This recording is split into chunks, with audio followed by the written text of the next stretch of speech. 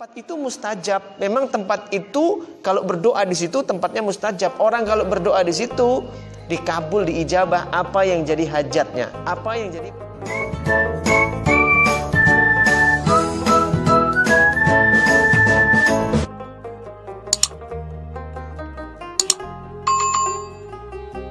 Assalamualaikum warahmatullahi wabarakatuh. Teman-teman, sahabat-sahabat semua di grup Rindu Mekah Madinah ini, alhamdulillah pada kesempatan kali ini saya ingin melanjutkan tips berangkat atau tips ke Tanah Suci gratis. Kemarin kita sampai ke episode 3. Setelah episode pertama yaitu niat, kemauan sungguh-sungguh, bukan cuman ingin, ya.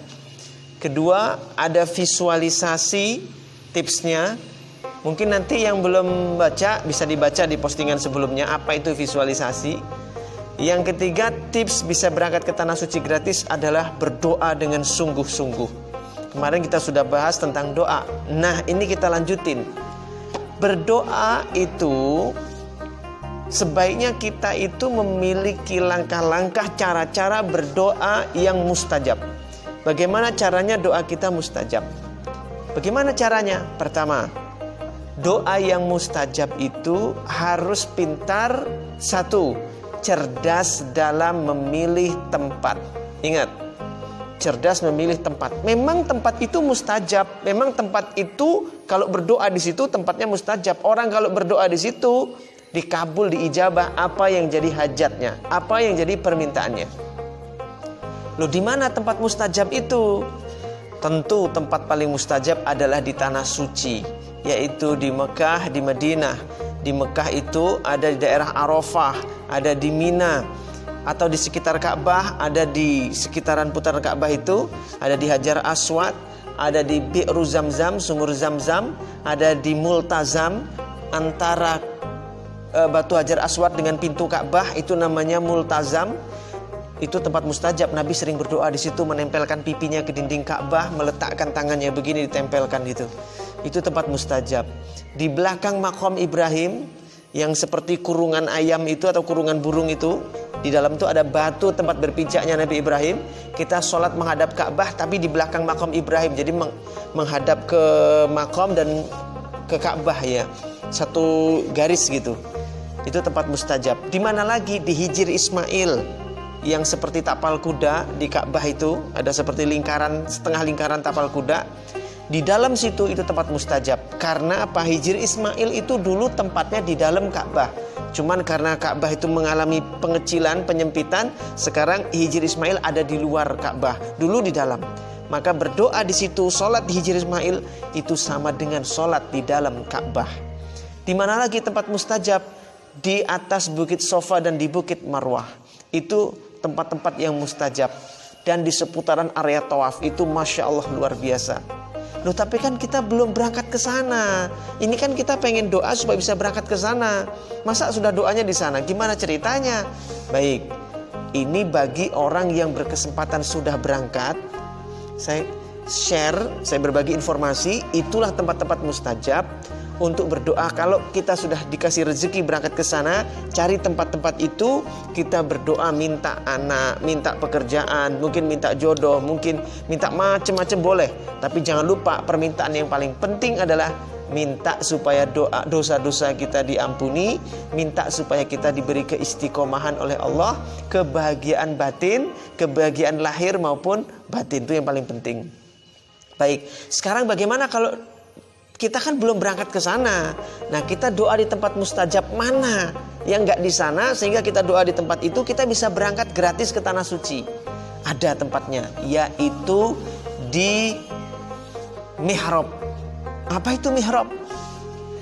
Nah, saya ceritakan di dalam surat Ali Imran ayat ke 37. Ali Imran ayat 37.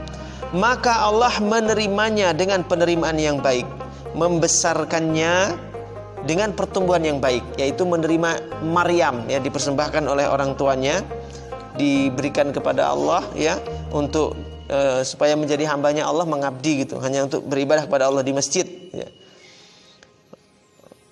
dan menyerahkan pemeliharaannya kepada Zakaria. Jadi ibu Maryam itu nazarnya. Jadi saya ulangi ya, dari ayat 35 intinya gini, sejarahnya itu gini dulu.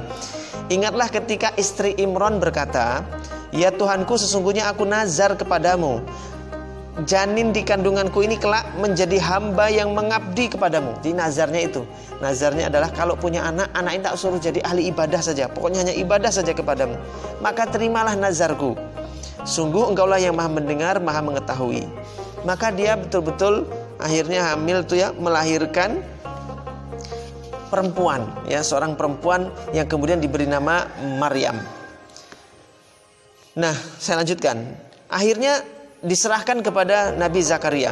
Setiap Zakaria masuk menemui Maryam di mihrab, kamar khusus tempat ibadah. Itu namanya mihrab, kamar khusus tempat ibadah. Zakaria berkata,